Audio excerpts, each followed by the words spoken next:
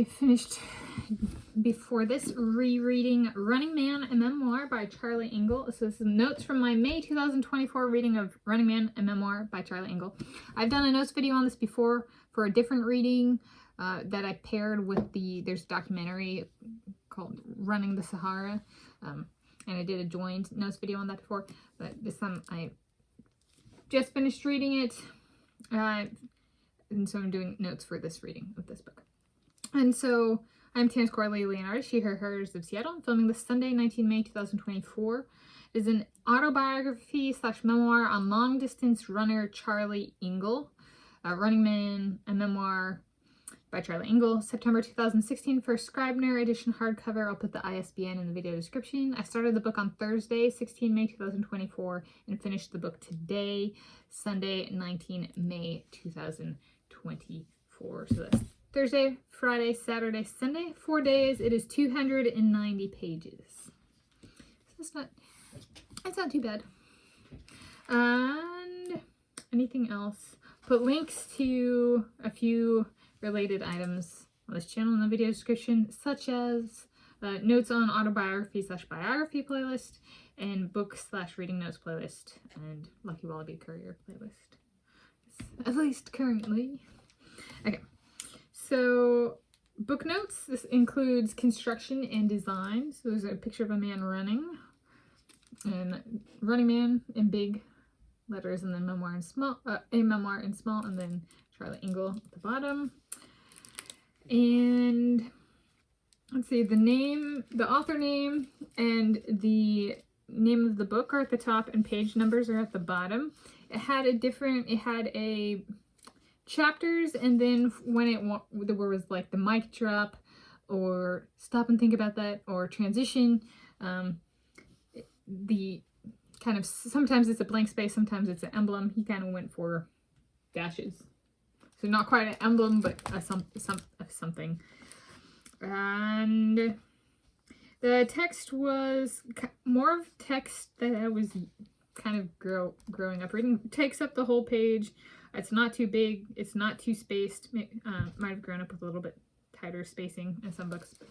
So, yeah. And there were no visuals. There was, for each chapter, at the beginning of the chapter, there was a quote, and then the person who was author to the quote. That kind of set the tone for each chapter. And then at the back of the book, there's an acknowledgement and competition highlights, because the guy is a competitor. And I should specify, long distance here means like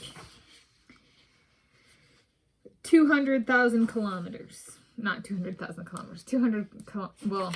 200K. 200,000. 5K is 5,000. 200,000 kilometers, which is a lot.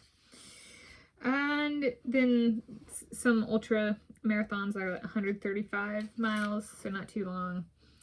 And what was the Sahara, across the Sahara run was about 5,000 miles. So there you go. So that's what I mean by long distance. Though I'd say long distance, from my running perspective, kind of kicks in at the 10 kilometers distance. Middle distance is kind of like 800 meters to 10 kilometers, and then long distance is like 10 kilometers and above. Which is like, and I think to some of these guys, like a marathon is like, to be a true distance runner, you know, that kind of thing. I'm like, nah, me, Tanis Coralee Leonhardi, she, hers is Seattle. I'm middle distance. Okay. No marathon for me. Thank you very much. All right, reading notes. So it covers the guy's life and kind of provides structural support for this record run across the Sahara Desert that was west to east, from like Dakar, Senegal to Cairo, Egypt. And there was a bunch of competition he had before that I kind of viewed as like, he provided background and stuff about those competitions, and it kind of came across as like it provided him experience and confidence and training in its own way that kind of led to a successful running across the Sahara. People go, but were they the first, or does it count? I'm like, if me, Tanis Coralee Leonhardi, had to provide my consent and that were a thing, like for the run to have been done right, on the route they used, and I had to provide consent. I did not provide consent to that Sahara run. Right, so then it would not count. I was at dinner, and I've been bringing this one up at the dinner table, the breakfast bar, the island in the kitchen in the mornings, kind of with my family, and I have a cousin here. My cousin was who would your support team be if you did that? And I was like, I would go with my boyfriend, Josh Kerr of Scotland, my boyfriend, Jacob Ingebrigtsen of Norway. I said middle distance runners, though. I didn't say boyfriend, right? Because the qualifier there is not them being my boyfriend, it's them being middle distance runners. So them being, and me being a middle distance runner. So we graduate from running 2 miles to running 5,000, not 50,000, 5,000. There we go. And I was like, we're going to be those two, camels, and the gray squirrels, like Timber and Pumice. And that's what I said yesterday at the dinner table yesterday. And then today at the dinner table, I threw in Kona dog as well as one of the camels having bags of water and one of the camels having a bag of camel butter and a bag of flour. And I was like, and maybe we find some sugar along the way, right? And maybe we make some squirrel milk gelato. Oh, that's for Kona dog, kind of thing. So I actually said that. I even said the names, Josh Kerr and Jacob Ingebrigtsen. And I was Josh of Scotland and Jacob of Norway, and I said Jacob would complain every day about how warm it is. He's, I'm of the Arctic. This is warm. And this, Josh would be like, you guys are such wusses. And he was like, and Josh, and he's of Scotland. And I was like, yes, Josh is Scottish. So he did ask for clarity on Josh. My cousin John Dale, my guy John Dale, asked for clarity about my Josh. So there we go. Progress on the friend front, and so there we go. So anyway, point being, we would want to run the Sahara. That's who I give consent to. Our crew. All right. Anyway, but yeah, it gets the creative juices flowing. Right, reading a book like this. I did do some little things that I picked up on. I think more so it was like book English. Thinking through the okay, if I did, Elon Musk is my date for my graduating with a master's thesis in English, focusing on biography and autobiography. I should pick up from my alma mater, the University of Hawaii at Malanoa. I should. There are things that I picked up on this one that I was like, this kind of feels like I'm picking up on English stuff. So one was on page 102. There would be no negotiating. We were done. He's talking about the past. So there would be no negotiating is the sentence. There was no real negotiating would be documenting in a neutral way the past. The change from was no negotiating to would be no negotiating adds in a little bit of judgment from my perspective in how it's phrased. I looked at that and I was like, why not? There was no negotiating, because that's just it's done and you're moving forward. But you can see that this person who normally moves forward with the text did linger on this, so it might have given the person a little bit of internal struggle or frustration what this person was doing, so they chose to phrase it as would be instead of was. Right, not all writing is about grammar or a certain tense or that kind of thing. Sometimes it's about communicating frustration, whether intentional or not. Page 123 was talking about researching running from coast to coast across the Sahara. Would be, and it was about, so the run started in 2006 and continued to 2007.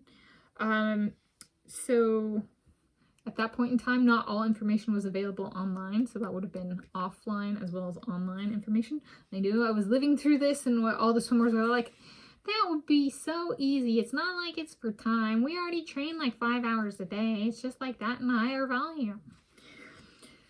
So it was one of those things that as it kind of happened, it was kind of like, I'm such a runner. I am so not a swimmer.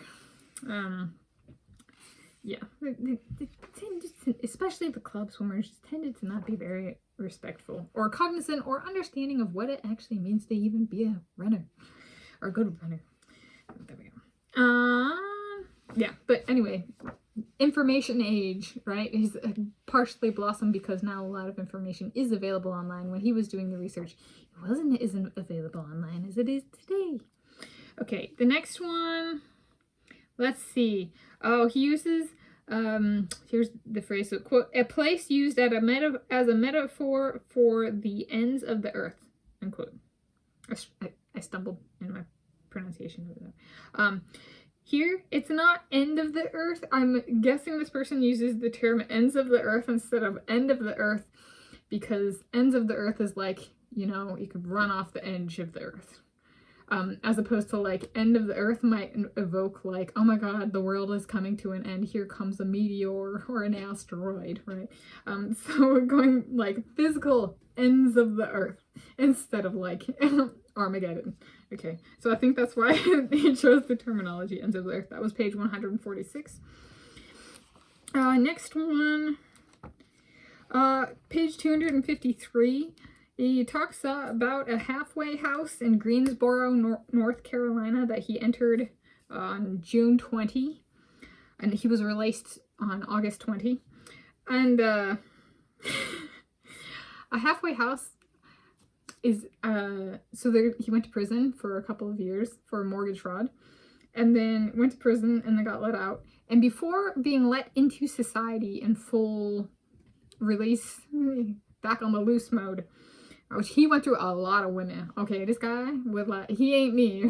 I'm 30 plus. He was like getting his lady with his mom in like early 20s. I'm 30 plus and I'm still like, come on, honeys. The squirrels are like, come milk us for that gelato. So,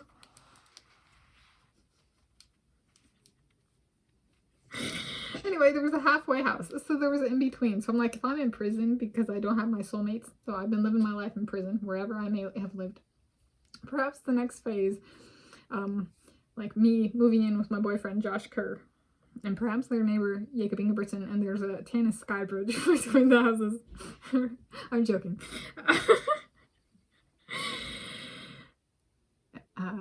What was it? Oh, it's the halfway house. It's to get rolling. Maybe we get a book or 2 or 3 or 4, you know, out, that kind of stuff. It's the halfway house. It's like where one goes, I'm coming back alive. Before being like, I'm on the ride and running in Brazil again. Or for the first time, which he goes on to do. And then on page 275, his mom says to his girlfriend, Astasiana, like Anastasia, but different, Astasiana, wow, you sure are pretty. I'm like, I haven't met any of my boyfriend's parents. I hope they save words like that for me and not, you know, if there's an impersonator, like take my boyfriend for Josh Kerr, for example, if there were an impersonator Josh Kerr, or when that ran, you know, parts of the races, I would hope that the parents, if they liked me, would not say, wow, you are so pretty, to like the impersonators, the imposters, the identity fraud, right? Identity fraud is actually a crime. Fun fact. Yeah, would hope they save those words for me. Anyway, right? It's about my soulmates taking my surname when we get married. There's a reason for that. My parents are being gold, super gold standard on that. Anyway,